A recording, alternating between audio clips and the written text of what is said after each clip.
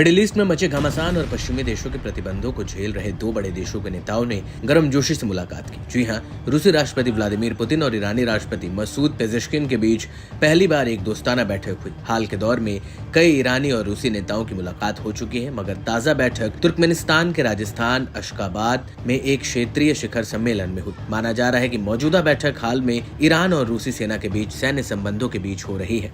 इस दौरान दोनों नेताओं ने पश्चिम एशिया के हालात पर चर्चा की। ये मुलाकात ऐसे समय में हुई है जब इजरायल ईरान के बीच तनाव चरम पर है। पिछले हफ्ते ईरान के सबसे बड़े मिसाइल हमले के बाद से इजरायल की प्रतिक्रिया का इंतजार जारी है। वहीं एक हफ्ते पहले ही रूसी पीएम ने भी ईरानी राष्ट्रपति और उपराष्ट्रपति से ईरान में मुलाकात की थी।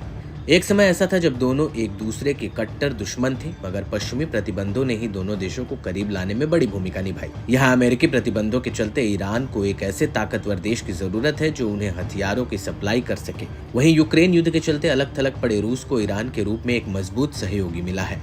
मुलाकात पर पुतिन ने कहा कि तेहरान के साथ संबंध मॉस्को के लिए बहुत जरूरी है। दोनों देशों के संबंध बहुत सफलतापूर्वक विकसित हो रहे हैं। हम इंटरनेशनल लेवल में सक्रिय रूप से एक साथ काम कर रहे हैं। दुनिया में घटनाओं के बारे में हमारे विचार अक्सर बहुत करीबी होते हैं। वहीं ईरानी राष्ट्रपति ने कहा कि दोनों देशों के बीच संबंध ईमानदारी से भरे हैं। अंतर्राष्ट्रीय मंच पर हमारी स्थिति समान है। मिडिल ईस्ट में हालात कठिन है। अमेरिका और यूरोप मौजूदा अशांति को लेकर बढ़ा रहे हैं। इजरायली सेना नागरिकों पर बमबारी कर रही है। पश्चिम एशिया में जिस तरह तनावपूर्ण हालात हैं, उन्हें देखते हुए रूसी राष्ट्रपति व्लादिमीर पुतिन और ईरानी राष्ट्रपति पेजेश्किन की मुलाकात की खूब चर्चा हो रही है। मीडिया रिपोर्ट्स की माने तो दोनों देशों के बीच ड्रोन और अन्य रक्षा उत्पाद को लेकर करीब $1.7 बिलियन का निर्यात समझौता हुआ है। पुतिन ने खुलकर ईरान का समर्थन किया है। साथ ही इजरायल को चेतावनी देते हुए पुतिन ने कहा कि ईरान पर हमला करने की हिम्मत मत करना। बता दें कि आज ईरान रूस से हथियारों का तीसरा सबसे बड़ा आयात है।